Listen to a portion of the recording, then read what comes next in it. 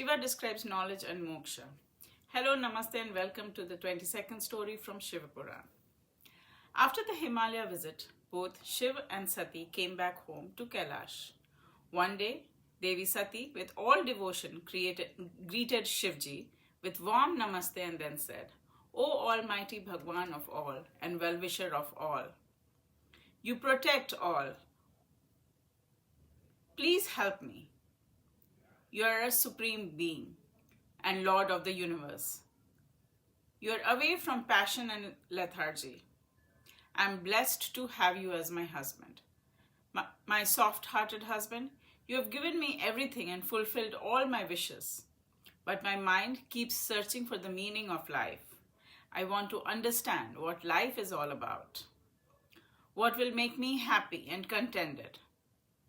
A creature can leave his body and get rid of all the pain and attachments. He can have freedom from the worldly needs.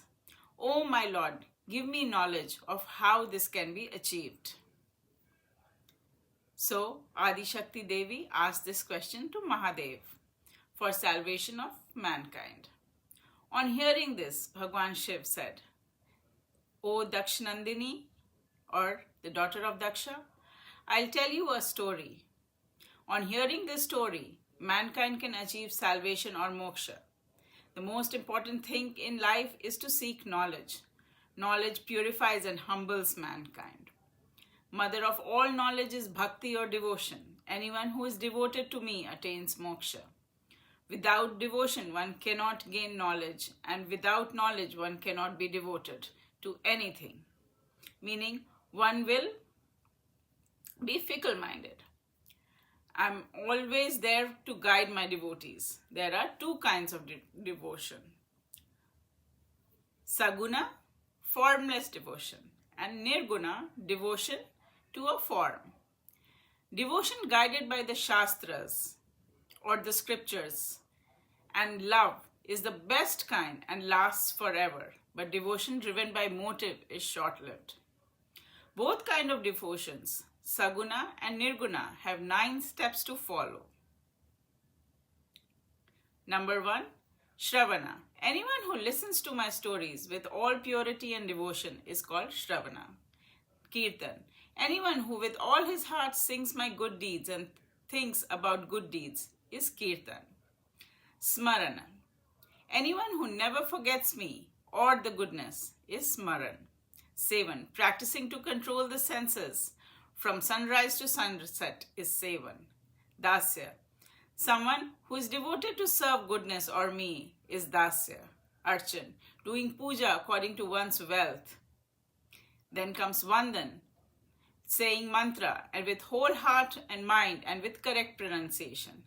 Acceptance of what is happening to you is for your own good is Sakya. Finally, learning by complete devotion and surrender to whoever you own in service or God is Atma Samarpan. These are all integral parts of bhakti. My bhakti gives way to enlightenment and detachment. The devotee is blessed with whatever he wishes for. In the whole universe, there is nothing better than bhakti. In Kali Yuga, when people will forget about detachment and enlightenment, then too bhakti will fulfill wishes of my devotees. I always help my devotees when things are not going good for them. I am the protector of my devotees. Devi Sati was elated to learn about the importance of devotee and devotion. Then she bowed to Shiva and asked about the Shastras or the scriptures. She wanted to know which scriptures can give divine happiness and salvation to the mankind. She wanted to know the importance of the scriptures. On hearing this, Shivji happily described Tantra Shastra, Yantra Shastra, and other Shastras and their importance. He also described Vaidyak or the medical science Shastra and Jyotish Shastra, the astrology for the welfare of mankind. He told her the importance of devotee and kingly duties.